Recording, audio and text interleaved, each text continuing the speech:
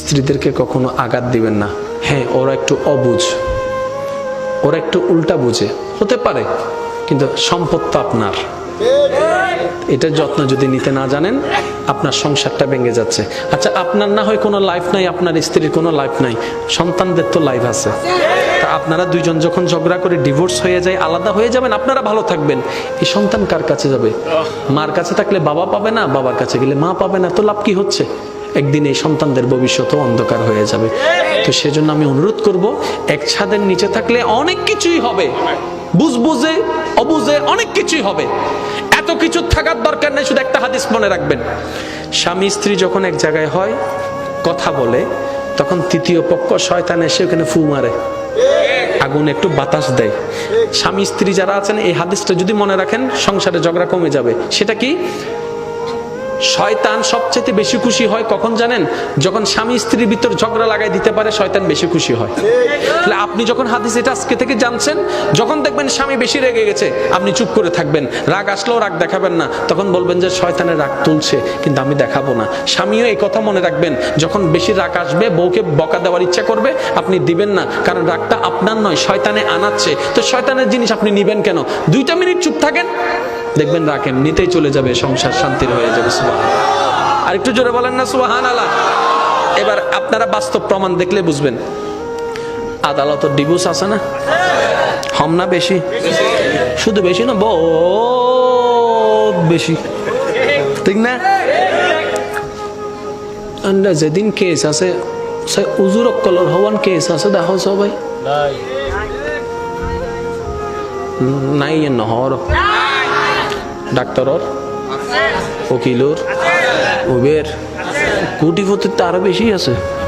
হদ না হদ আই মাইয়া দিন তো কোটিপতিরা হাতে দ বেশি করে দাও, কোটিপতিরা হাতে কে আইলে হইলে হাতে যায় কোটিপতিতে ড্যাম কি আর এটা তোর মাইয়ারে বিয়ে করিব, 5 দিন বাদে আর বিয়ে করিব, এদিনে যদি তুই কিছু হইতো যাও হবে তো তোর মাইয়া তুলে যাও, কেঙ্গা দিবে এটার লাইন নবী হই দে, টিয়া চাই নদ্দু চরিত্র চাই দ।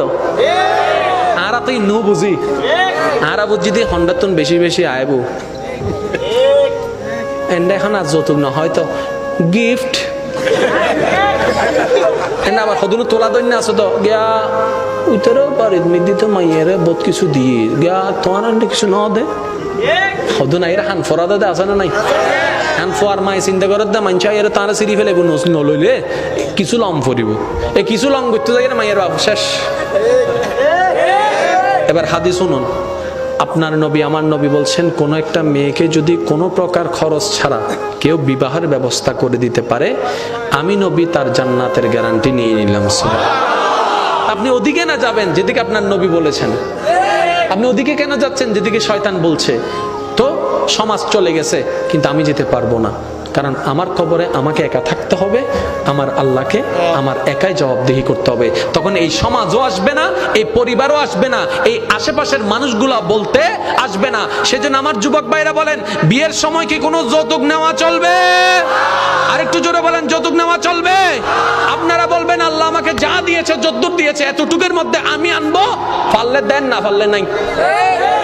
দরকার হলে আমি আমার বউকে যেটা বউ আনবো 300 টাকা শাড়ি দিয়ে আনবো, কিন্তু সেই 300 টাকা হবে চুরির টাকা নয়, হালালের টাকা। আপনার বউকে বলবেন, বউ এটা আমি 300 টাকা দিয়ে কিনেছি, বউ অবাক হয়ে যাবে, সবার শাড়ি 5000 টাকা, তোমার শাড়ি 300 টাকা, এটা আমাকে কেমন গিফট করলা? তখন আপনি বলবেন 5000 টাকা দিয়ে আমি চাইলে পারতাম, কিন্তু সেটা হতো অন্যায়ের টাকা, চুরির টাকা, লোভের টাকা, বাটপাড়ির টাকা। আমি এই 300 টাকা শাড়ি এনেছি, জানি এটার কোনো দাম নাই, কিন্তু এই শাড়ির প্রতিটা পশমে পশমে তোমার স্বামীর ঘাম জড়িত আছে। একবার বলে দেখেন, আপনার বউ বলবে 3 কোটি টাকার শাড়ির তুলনায় এই 300 টাকার শাড়িটাই আমার কাছে দামি। বলে দেখবেন একবার। আপনারা তো অনেক সময় বলেন মাইয়া ফকলে শুধু হদে দেয় দেয়, না না, ইতারা হদে সবচাইতে বেশি কি চাই হত্যারা না মায়া আছে আদে, ইতারা টিয়া জোর হন না টিয়া।